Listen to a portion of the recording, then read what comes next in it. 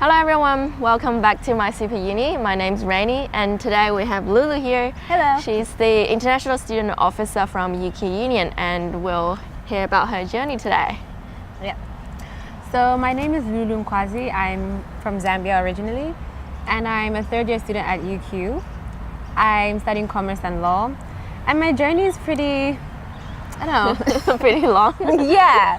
But in summary, I started off with a business management degree in China and that lasted for about a year, and I dropped out to study law because it's what I always wanted to do, but I was too afraid to do it because I always thought lawyers were supposed to be serious people dressing. I just thought, that wasn't me, and I kind of backed down from that.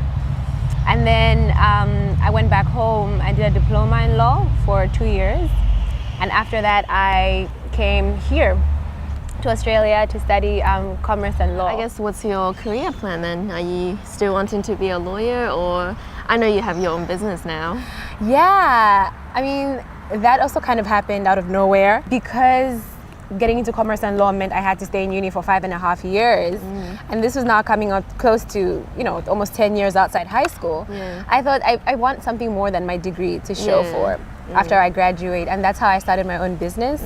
But because of what I started, I wanted to go more into consulting than actual law because I don't want to undermine both of my degrees at this point. I want something that balances them out, and I found I'm very interested in business analysis and being a consult. So your business, as I understand, is to connect startups and offer them a platform to grow big, is it? So how did this idea come about? It started off with me looking at my hometown and thinking, look, I'm going to come back in 5.5 years and nothing will change. In my opinion, I just felt I couldn't leave it to chance. And I wanted to kind of have an impact on my own future. I wanted to stir up the business market a bit by supporting startup companies. And I just realized, like, a long time ago, historically, the way our parents used to do business was they knew each other and then they complemented each other's businesses, without social media and everything. So it's like, oh, I know so-and-so sells this, so I will, support their business and they'll support mine. And I thought, why doesn't that happen these days? Because a lot of businesses would actually stay afloat if they had consistent customers. So what I started to do was to try and find out these startup companies, try and connect them together and get them out of the habit of relying on older generational companies for permission and opportunity to do business. Wow, that's very inspiring, that instead of just conforming to the current atmosphere that you actually want to change the market. And how's that coming along? Do you see that happening when you go back home? Do you think there'll be a big change? Yeah, I mean, I always say, God forbid my business doesn't succeed. I have learned so much through this journey. Yeah, definitely. So it's still a win-win situation, but I do see lots of changes. I do see companies appreciating support. So I'm excited. Yeah, good. So I guess what are some of the things that you learned throughout the journey? So much. I guess I never knew how passionate I could be about anything until I started. And I learned that you could really balance out uni and something else. I've learned of the importance of work experience and just really challenging yourself to learn something new. So before, I think I was very comfortable. And through business and, just stepping out, I found myself doing very uncomfortable things, speaking in public, speaking to, big companies and small companies alike. And learning, I don't always approach a new company as though I know everything. I learn, so that's also what's challenging. Well, how did you approach those big companies? Sounds so scary. Do you just knock on the door? A lot of them I started with familiar faces. So although they were big companies, I was already kind of connected to them.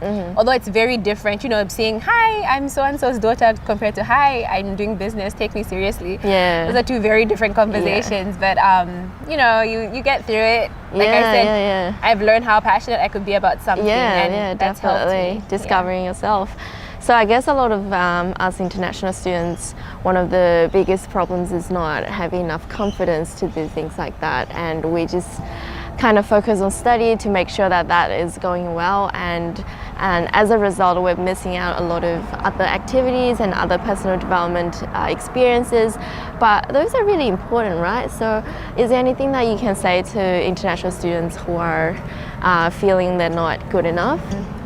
I think when you put in context how much work experience you need when you graduate, and you think about graduation day itself, there'll be 1,000 people graduating with you. Yeah. And that's just from one uni, that's just from maybe UQ. You think about QUT, you think about Bond or Griffith, and if you really think about how many people are graduating, you need to stand out. So once international students realize that sense of urgency of I need to do something to make myself different from these like 10,000 people graduating before me, you know, or with me. So that's how I look at it. Yeah. I think confidence comes from sometimes fear, but you can use it to your advantage. Yeah, and say, look, definitely. I need to stand out from just like the 200 people in my lecture theater.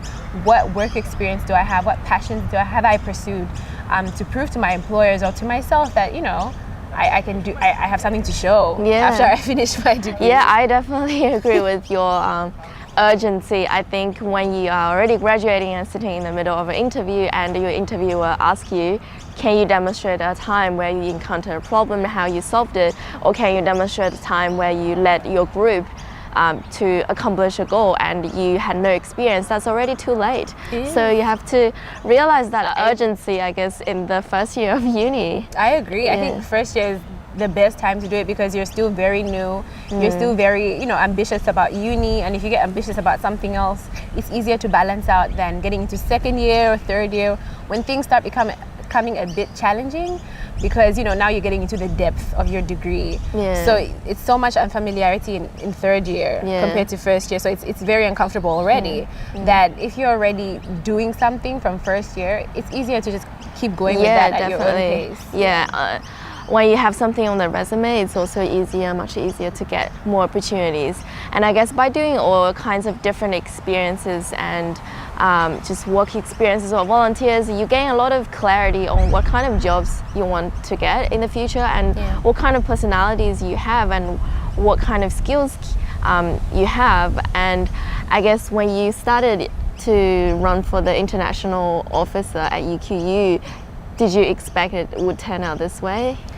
No, not at all. I didn't realize how much I would learn from being part of such a body. The thing about the union that always interests me is it's run by students, it's supported by staff, and yet it's an actual business on campus. It owns some of the main food areas and the secondhand bookshop and things like that.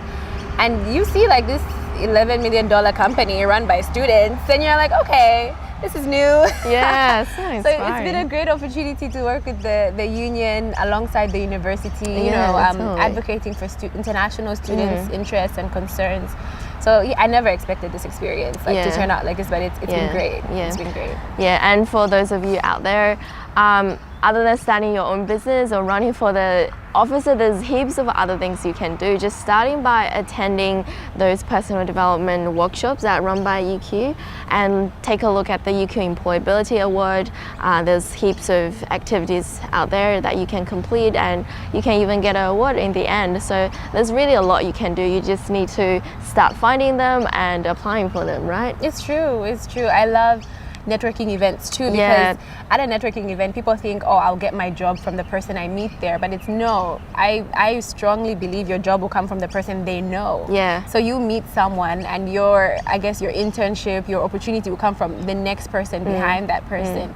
And that always gives me some sort of clarity at networking events, because I know that I can talk to this person with no pressure. They just need to know me, and I know that I need to make a good impression so they can remember me next time when they're talking to somebody else. I'm like, I know a girl that could actually fill in this position. So I never go to a networking event thinking, oh, this person will give me my next opportunity. I think this person probably knows somebody that I don't know, and I might need to know. Yeah, that's very good advice. Well, thank you very much, Lulu. Is there anything you want to say as your final advice? I guess one of the biggest things I've learned this year is going into any opportunity or experience with a bit of a softer approach on yourself.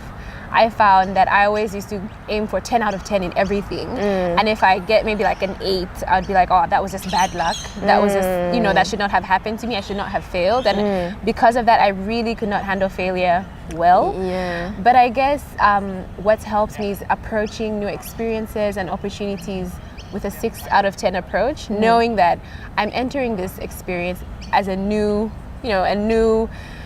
ground that I'm breaking, for myself. So if I'm entering as a 6 out of 10, what can I do to get to 10 out of 10? So I always have that kind of attitude rather than I'm already good enough. If I fail, it's not me attitude. So that's my advice. That's really good. Be soft on yourself, but always improving. Yeah. Thank you very much, Lulu. Thank you for having me. A whole lot of good advice. I hope that helped you. So we'll see you next time. Thank you for watching.